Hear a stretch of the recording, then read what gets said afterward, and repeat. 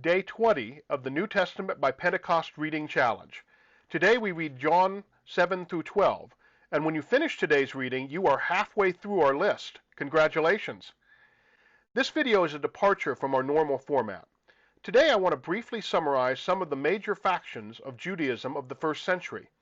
As we read John, we find quite a bit of polemic against the Jews, which, as mentioned when we read similarly angry passages in Matthew, have led to tragic consequences and persecution in modern times.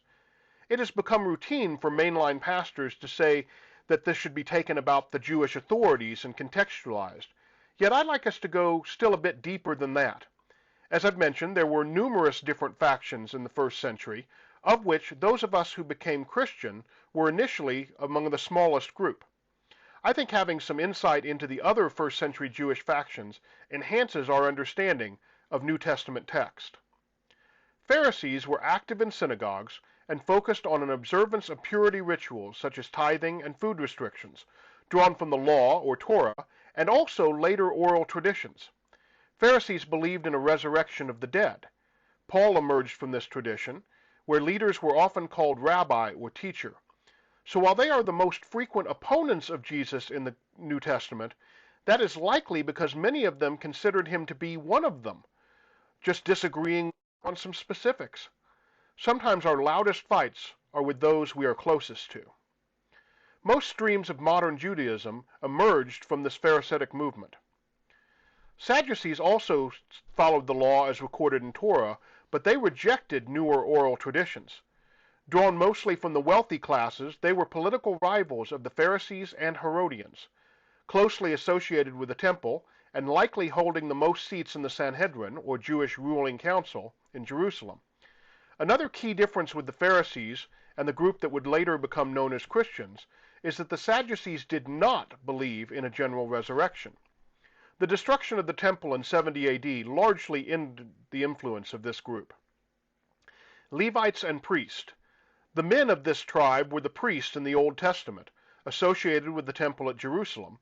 They offered sacrifice and performed other duties as outlined in the Levitical Holiness Code. In the first century context, they are usually seen to be aligned with Roman authority and have significant but not complete overlap with the Sadducees. There is some tension here in that the Romans took it upon themselves to appoint and dispose of high priests at various times, greatly disrupting Jewish tradition. Scribes. This is not so much a separate political group as a learned member of each of the other groups. They were trained to write and trained to interpret written texts, such as the Scriptures. But as a special class, they would have much in common with each other, despite affiliations with other groups. Zealots. Members of a variety of nationalistic revolutionary groups, usually dedicated to the violent overthrow of Roman and other authorities, and the reestablishment of an independent Jewish kingdom. Groups of zealots briefly succeeded in overthrowing Roman rule around 66 AD, which led to a massive Roman response and the destruction of the temple in 70. Technically, the term zealous could also be used of one not advocating violence, but zealous for the law in the sense of earnestness and dedication. Paul describes himself in this sense in Galatians 1. Scholars debate which meaning should be assigned to the disciple known as Simon the Zealot. I would suggest the former. Indeed, I would argue there's still a strain of Christianity dedicated to seeing Christ in terms of militaristic power. Essenes. Essenes were a smaller group or sect, or perhaps several sects, that are thought to have lived in isolated communal monastic-style camps. Qumran is thought to have been one. It was destroyed by the Romans around 68 AD, and the Dead Sea Scrolls found hidden in caves there are usually associated with Essenes. Essenes found the general society so corrupt and impure and hopeless that withdrawing and starting over were the only valid options. They led a communitarian life with strict rules and rituals, but rejected temple worship and most Jewish festivals as corrupted. They're not clearly mentioned in the New Testament, but they are discussed by Jewish historians Josephus and Philo and are well documented in archaeological finds. Some scholars think John the Baptist was one of them. Herodians. Mentioned in Mark and Matthew, but not elsewhere. These are supporters of Herod's rule. They may have aligned with the Pharisees. These are primarily court officials and their friends. Some see overlaps with the Essenes. Perhaps after Herod's death they withdrew, but this is far from certain. Samaritans. Most Jews of the day would not have considered Samaritans Jewish. John 4, for example, told us they did not associate. But Samaritans trace their heritage to 10 of the original 12 tribes of Israel, who split off into the northern kingdom after Solomon's death. They retained ancient practices of worshiping at altars built in high places, as Abraham, Isaac, and Jacob had. Notice that the woman at the well in John 4 asked if Jesus was greater than our father Jacob, who gave us this well.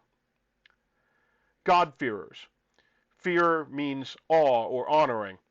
These are people of Gentile origin who had not fully converted to Judaism. For example, they had not been circumcised, but who nonetheless worshiped the God of Israel, would gather at or near synagogues to read the scriptures. Remember, that means the Old Testament in this case. And who were thus most likely the bulk of those Paul would convert to Christianity during his ministry.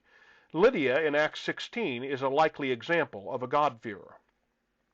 Disciples of John the Baptist, of Jesus of Nazareth, of Apollo, of other itinerant teachers.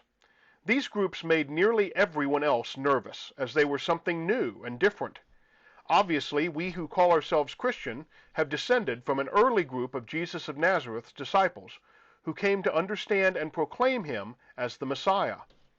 I hope that this overview helps you see the Jews as more diverse and complex than before, not so different from our various denominations and affiliations today. Blessings on your reading.